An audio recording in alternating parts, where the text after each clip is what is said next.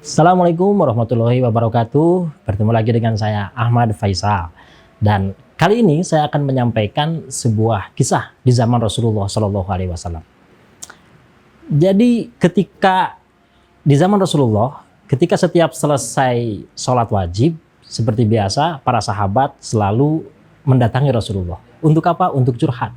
Mereka menyampaikan masalahnya, menyampaikan kesulitan-kesulitannya.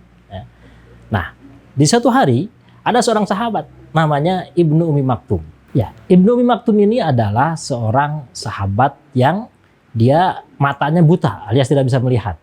Maka beres sholat beliau menghadap kepada Rasulullah. Lalu beliau curhat. Apa curhatnya? Beliau bilang begini, wahai Rasulullah, saya ini seorang lelaki tua yang buta. Ya, saya kesulitan untuk datang ke masjid setiap sholat wajib tiba. Tidak ada yang mengantar saya dan pasti saya selalu terlambat. Karena saya terlalu terlambat, sementara saya ingin sholat di awal waktu, maka mohon ya Rasulullah, izinkan saya untuk bisa sholat di rumah. Rasulullah pun melihat dan memperhatikan Ibnu Umi Maktum dengan seksama. Dan memang kondisinya cukup memprihatinkan. Makanya kemudian Rasulullah mengizinkan, boleh, kalau begitu kamu boleh sholat di rumah. Ibnu Umi Maktum pun pamit. Dia pergi keluar, tetapi baru sampai di pintu masjid, dipanggil lagi oleh Rasulullah. Ta'al ya Ibnu Umi Maktum, kemari. Balik lagi. Ibnu Umi Maktum pun kembali lagi berhadap kepada Rasulullah SAW. Rasulullah pun lalu bertanya, sebentar, saya mau bertanya dulu. Kalau Bilal adzan, apakah kamu mendengar suara adzannya Bilal? Maka dengan tegas Ibnu Umi Maktum mengatakan, ya, saya dengar. Maka Rasulullah kemudian mengatakan, kalau begitu kamu harus sholat di masjid. Para sahabat pun kaget. Tega banget Rasulullah. Bukankah beliau sudah tua, buta, tetapi kemudian kenapa dipaksa untuk sholat di masjid? Sementara sholat di rumah juga itu hukumnya sah. Bahkan Rasulullah selain mewajibkan Ibnu Umi Maktum untuk sholat di masjid, Rasulullah juga mengangkat Ibnu Umi Maktum sebagai muadzin kedua setelah Bilal. Ini luar biasa.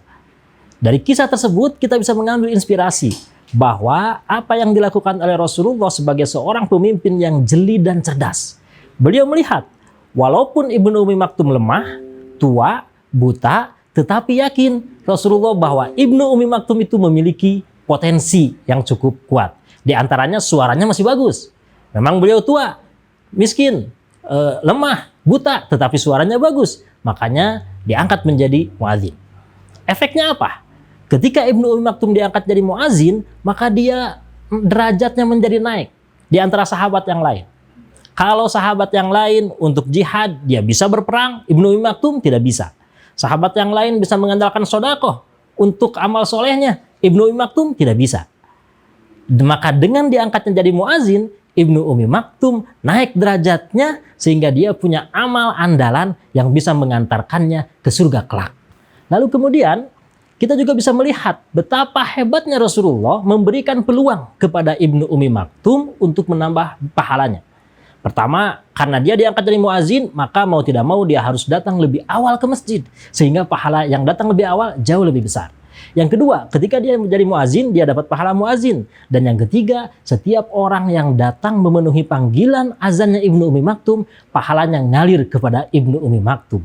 Maka dari situ Rasulullah mengangkat derajat seorang yang asalnya tidak punya apa-apa, tidak bisa apa-apa, tetapi kemudian diangkat derajatnya menjadi sahabat yang terkemuka. Itulah Ibnu Umi Maktum.